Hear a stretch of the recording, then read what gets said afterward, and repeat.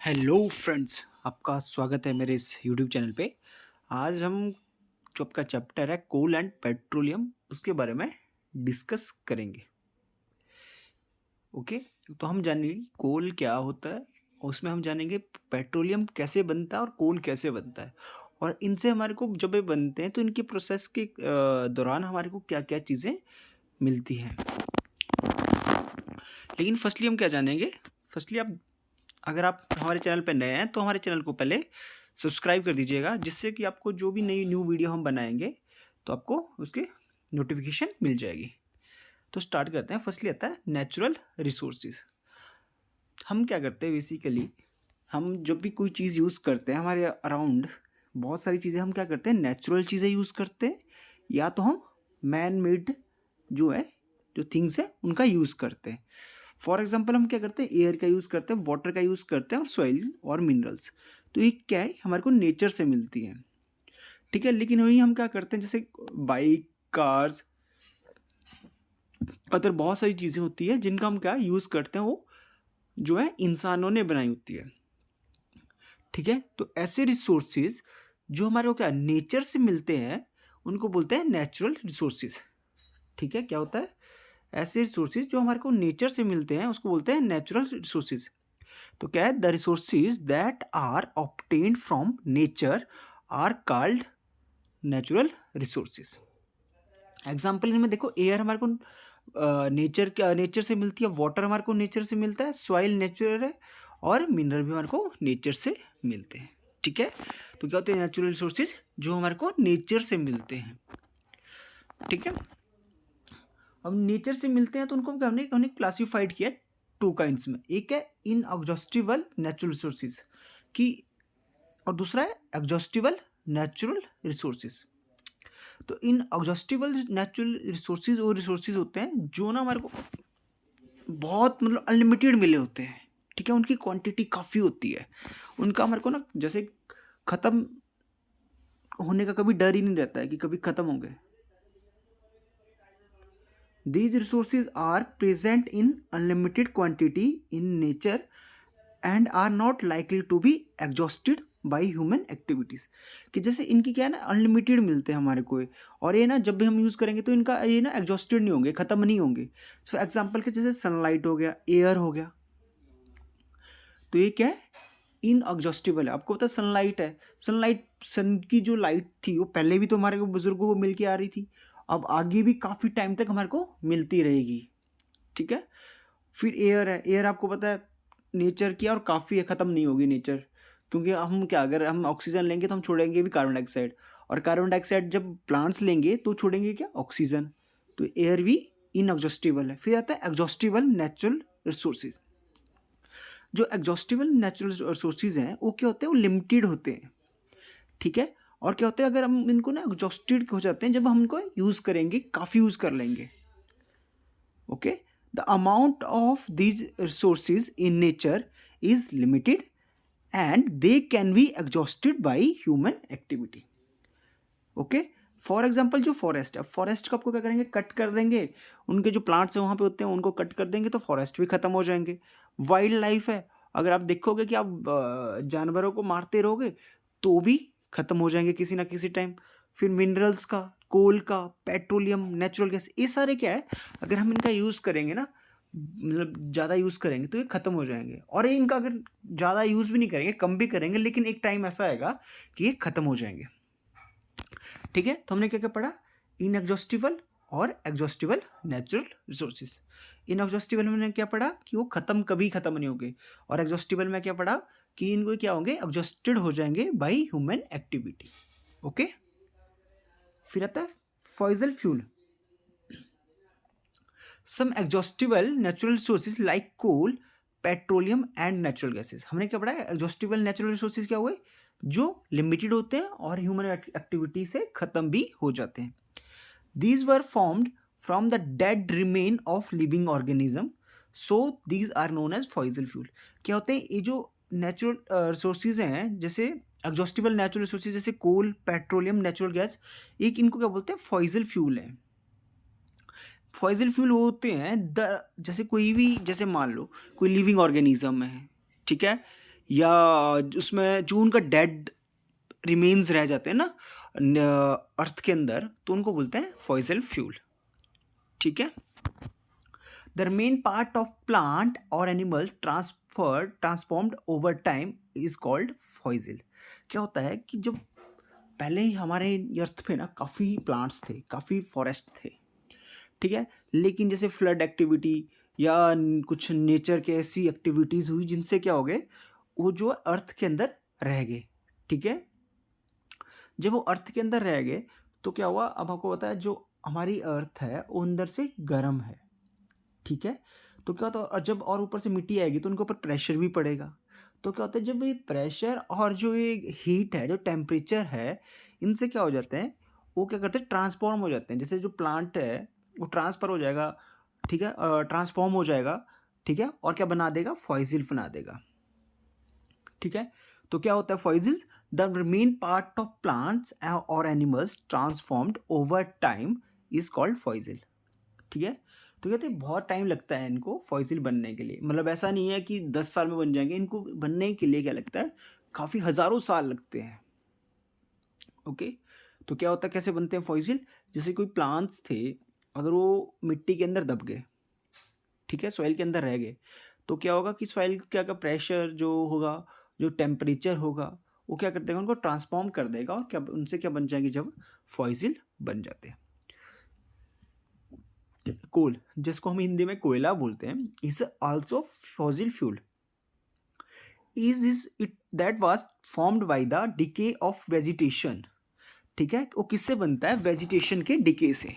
क्या होगा, जैसे प्लांट्स हो गए, वो बहुत टाइम तक क्या रहे, मिट्टी के अंदर है, और उनका डिके होना स्टार्ट हो गया, तो उससे क्या बनेगा, जो बनेगा, रिमेन्स बचेंगे, उनको बोलेंगे coal, which is existed millions of year एगो।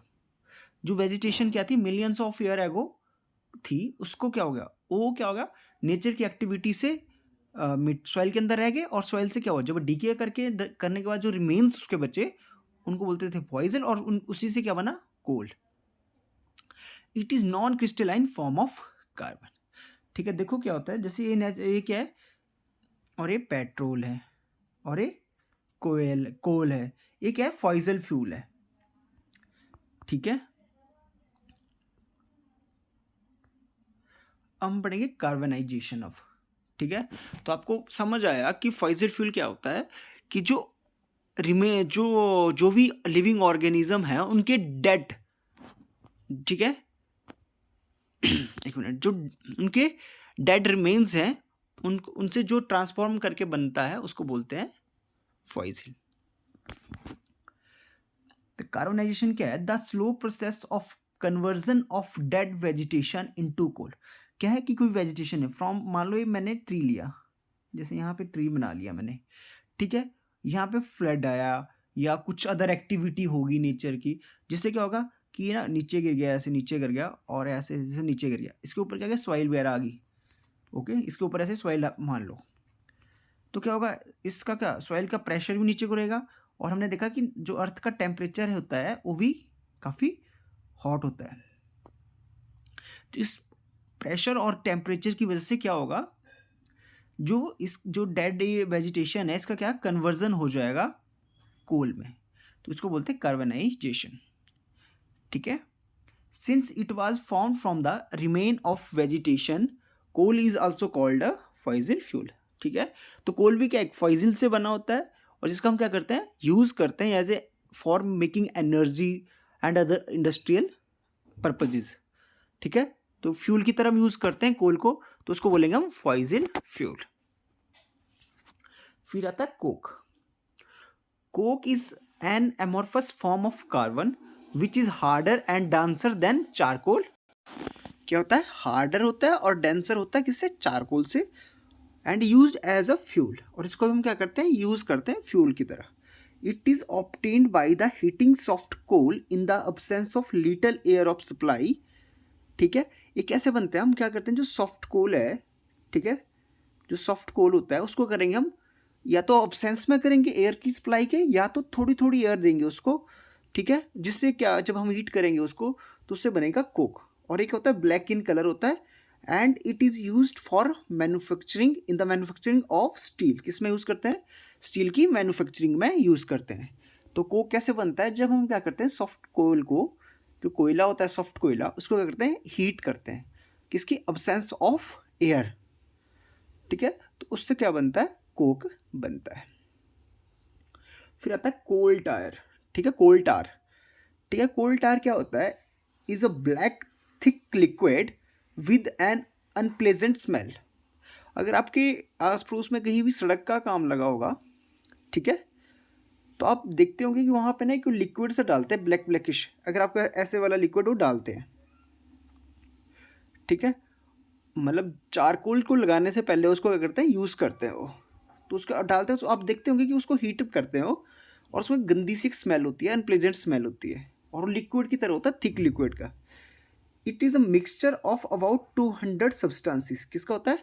200 सब्सटेंसेस का होता है। The product obtain from the coal tar are used as starting material of manufacturing various substances.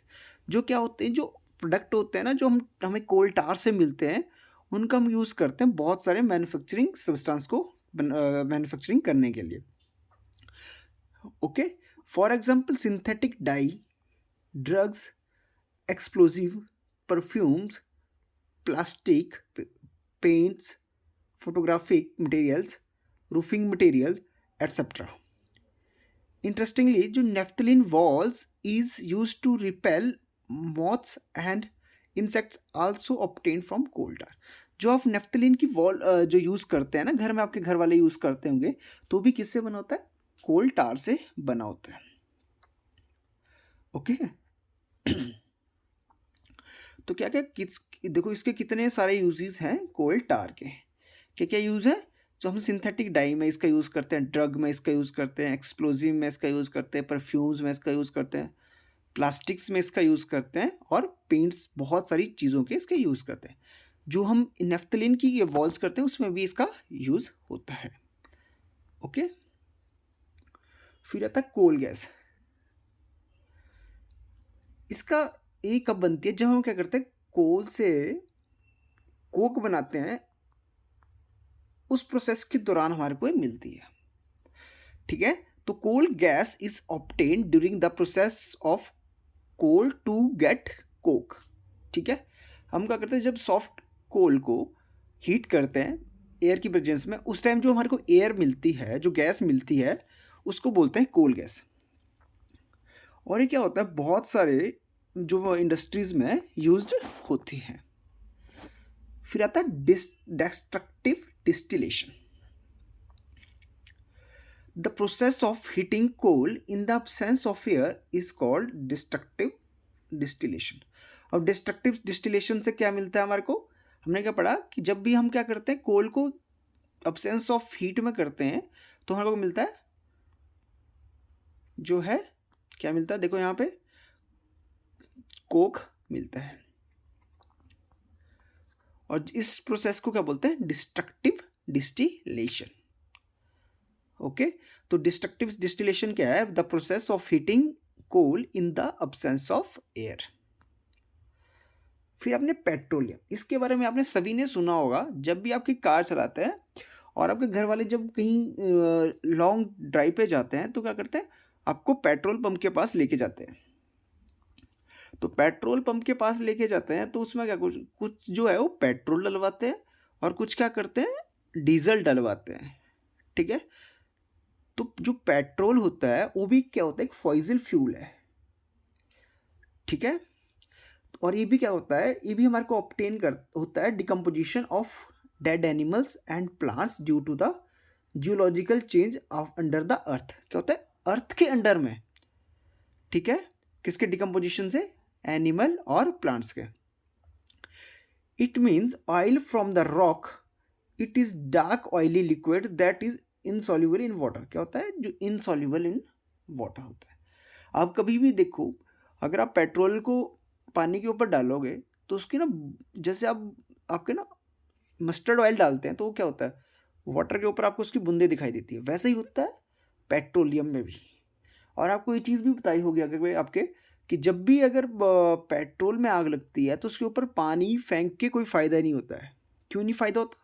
क्योंकि जो पेट्रोल होता है वो वाटर से लाइटर होता है, और जिससे क्या होता है वो कि वो वाटर के ऊपर आ जाता है, जिससे कि वो आग बुझ नहीं पाती है।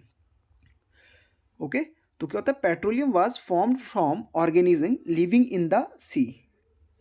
क्या होता है, सी के कहाँ से होता है, कैसे फॉर्म होता है, जो ऑर्गेनिज्म जो लिविंग ऑर्गेनिज्म होते हैं, उन जो सी के अंदर उनसे मिलता है। जैसे क्या होता है, सी के अंदर बहुत सारे जो है लिविंग ऑर्गेनिज्म होते हैं जो हमारे को अभी तक पता ही नहीं, आधे की चीज़ों का तो हमारे को एनिमल्स का पता ही नहीं है जो सी के अंडर हैं।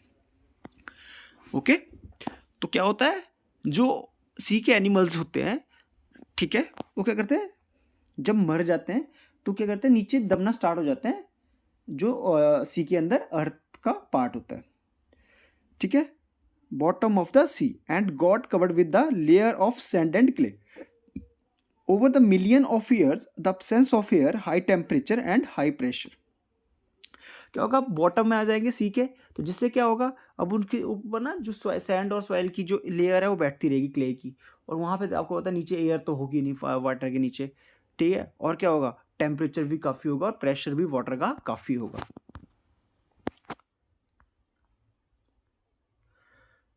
ओके, फिर उससे क्या बनता है, पेट्रोल बनता है। अब आपने सुना होगा कि जो हम पेट्रोल है, जैसे आपने सुना होगा कि यूएई सऊदी अरब से, रशिया से ऑयल लेते हैं, ठीक है, लेकिन हमें क्या मिलता है, जो भी हमें ऑयल हम निकालते हैं ना, तो पेट्रोल जो होता है वो प्योर नहीं होता है, उसको हमें क्या करना पड़ता है, रिफाइन करना पड़ता है, ठीक है। तो पेट्रोलियम क्या है, petroleum is a dark oily liquid होता है, it is an unpleasant order, it is a mixture of various constituents such as petroleum gas, petrol, diesel और lubricating oil, paraffin, wax etc. जो पेट्रोलियम है वो क्या होता है, डार्क ऑयली लिक्विड है, ठीक है, उसमें उससे क्या मिलता है, उसमें क्या क्या चीज़ होती है, पेट्रोलियम गैस होता है, पेट्रोल होता है, डीजल होता है, लुब्रिकेटिंग ऑयल होता है, और जो वैक्स होती है, ठीक है। The process of separating of various constituent और fraction of petroleum is known as refining. It is carried out in the petroleum refinery. ठीक है, जो पेट्रोलियम में क्या क्या कॉन्स्टिट्यूएंट होते हैं उसके अंदर हमारे को क्या क्या मिलता है, जब हम रिफाइन करते हैं उसको तो हमारे को मिलता है पेट्रोलियम गैस, पेट्रोल मिलता है, डीजल मिलता है, और लुब्रिकेटिंग जो ऑयल हम यूज़ करते हैं ना, लुब्रिकेंट ऑयल, वो भी उसी से मिलता है, और जो वैक्स, जैसे जो उनको हम कई बार गाड़ियों में डलवाते हैं तो हम वैक्स की जगह उसको ग्रीस बोलते हैं, ठीक है, उसका जो हमारे को कहाँ से मिलता है, पेट्रोलियम से मिलता है। Many substances are obtained from petroleum and natural gas. These are termed as petrochemical. क्या होता है, जो हमारे को सब्सटेंसेस क्या होते हैं, पेट्रोलियम से मिलते हैं और नेचुरल गैस से मिलते हैं, उनको क्या बोलते हैं, पेट्रोकेमिकल्स बोलते हैं। क्या होता है, many useful substances are obtained from petroleum and natural gas, these are term as petrochemicals. Petrochemicals में क्या आ गया, यहाँ पे देखो, पेट्रोकेमिकल्स से हमारे को आगे पेट्रोल आ गया, डीजल आ गया, इस सारे क्या है, पेट्रोकेमिकल्स हैं। देखो यहाँ पे देखो, ये क्या है, पेट्रोकेमिकल्स हैं। Okay, these are manufactured in the detergent, fibre, polyester, nylon, polyethylene, ठीक है। हाइड्रोजन गैस भी ऑब्टेन होती है नेचुरल गैस से। फिर क्या है, various constitute of petroleum and there uses, जो हमारे को पेट्रोलियम से मिलते हैं। तो फर्स्ट हम petroleum gas in liquid form, जिसको हम एलपीजी बोलते हैं, लिक्विड पेट्रोलियम गैस। तो आपसे कभी भी पूछा जाएगा ना कि एलपीजी की डेफिनेशन क्या है, तो आप बोलोगे एलपीजी। आपको बोलते हैं ना, जैसे एलपीजी का सिलेंडर आपके घर में आया, तो वो भी क्या होता है, पेट्रोलियम गैस होती है, जिसको हम क्या करते हैं, लिक्विड में होती है, लिक्विड फॉर्म में होती है। इसका क्या करते हैं, हम यूज़ करते हैं फ्यूल का, होम पे, घर पे और इंडस्ट्रियल में। घर पे क्या करते हैं, जैसे आप खाना बनाते हैं तो काफ़ी जो है वो गैस चूल्हे पे बनाते हैं, तो उसमें क्या होता है, एलपीजी का यूज़ होता है। फिर आता है पेट्रोल। पेट्रोल का आपने देखा कि एविएशन फ्यूल, ठीक है, मोटर फ्यूल, ओके। फिर आता है कैरोसिन। कैरोसिन का स्टोव्स में यूज़ होता था, लैंप्स में और जेट एयरक्राफ्ट में यूज़ होता है। कैरोसिन का। फिर आता है डीजल। डीजल आपने देखा होगा कि जो हैवी व्हीकल होते हैं, जैसे फॉर एग्जांपल आपकी बसेस होगी, ओके, जो आपकी स्कूल बस है या जो ट्रक हैं, उन सब में क्या होता है, जो है डीजल यूज़ होता है। और इलेक्ट्रिक जनरेटर में भी डीजल यूज़ होता है। लुब्रिकेटिंग ऑयल, जो लुब्रिकेशन में हम यूज़ करते हैं, जैसे आपकी बाइक्स होगी, कार्स होगी, जिसमें भी लुब्रिकेंट ऑयल पड़ता है। पैराफिन वैक्स ऑइनमेंट्स, कैंडल्स और वैसलीन में यूज़ होता है। फिर आता है बिटुमिन्स। बिटुमिन का यूज़ होता है पेंट और रोड सरफेसिंग में यूज़ होता है। तो क्या किया हमने, जो पेट्रोलियम के कॉन्स्टिट्यूंट थे उनके बारे में डिस्कस किया कि उनका क्या क्या हमारे को मिलता है, और उनके यूजेस के बारे में हमने पढ़ा। तो आप जब भी आप पेट्रोलियम के बारे में पढ़ोगे तो आपको क्या आएगा, जब भी आप एलपीजी का देखोगे, पेट्रोल का देखोगे, कैरोसिन, तो आपको ये समझ आ जाएगा कि क्या फॉसिल फ्यूल है। अब आपको पता है जब भी बोला जाता है कि इनका यूज़ कम करना चाहिए, क्यों करना चाहिए, अब जब तक अर्थ के अंदर इनका स्टोर है, अब कुछ ना कुछ स्टोर तो होगा और कुछ ना कुछ लिमिट तो इनकी होगी, जब एक ख़त्म हो जाएंगे, तो इसलिए क्या किया जाता है, कम यूज़ किया जाता है। और आजकल क्या चला है, इलेक्ट्रिक व्हीकल्स का यूज़ कर रहे हैं। इसका रीज़न यही है कि जो पेट्रोलियम्स हैं, ठीक है, जो पेट्रोकेमिकल्स हैं, ये भी ख़त्म हो जाएंगे किसी आने वाले टाइम में, तभी इलेक्ट्रिक का कार्स यूज़ कर रहे हैं हम, बाइक यूज़ कर रहे हैं। तो इसका रीज़न यही है। फिर आता है नेचुरल गैस। नेचुरल गैस भी एक फॉसिल फ्यूल है। इसको क्या किया जाता है, stored under high pressure and is used to transport through pipes and refer to as CNG. जो नेचुरल गैस है वो भी एक फॉसिल फ्यूल है, और इसको इसके जो हाई प्रेशर है उसके अंदर स्टोर किया जाता है, और इजी होती है पाइप के थ्रू ट्रांसपोर्ट करने में, ठीक है। एंड रेफर टू, जब आपने सीएनजी, अब आप जब भी ऑटो में जाते हैं जहाँ पे सीएनजी का यूज़ होता है, जब मेट्रो सिटीज़ में, तो वहाँ पे लिखा होता है सीएनजी, ऑटो के बाहर सीएनजी। तो सीएनजी जो है वो भी एक नेचुरल गैस है, जिसका मतलब होता है कंप्रेस्ड नेचुरल गैस, कि नेचुरल गैस को कंप्रेस किया है, हाई प्रेशर के अंदर कंप्रेस किया, दबाया गया है उसको, ठीक है। It is a non polluting fuel, it helps in the manufacture number of chemicals and fertiliser. और इसको हम क्या करते हैं, मोटर्स में भी यूज़ करते हैं, जैसे 3 व्हीलर्स हो गए, ओके। तो नेचुरल गैस भी एक फॉसिल फ्यूल है। तो आई होप आपको ये टॉपिक समझ आया होगा, जिसमें जो हमने जो पेट्रोलियम और इसके सब्सटेंसेस हैं, कोल के बारे में जाना, और हमने ये जाना कि नेचुरल रिसोर्सेज है उनका हमारे को बहुत अच्छे से यूज़ करना चाहिए। अगर ये एग्जॉस्ट हो गए, कुछ एग्जॉस्टेड जो नेचुरल फ्यूल्स हैं, तो ये हमारे को क्या दोबारा नहीं मिल पाएंगे। तो आई होप आपको ये वीडियो समझ आई। अगर आपको हमारे वीडियो अच्छे लगते हैं तो आप अपने फ्रेंड के साथ शेयर कर सकते हैं। Thank you for watching our videos. Have a nice day.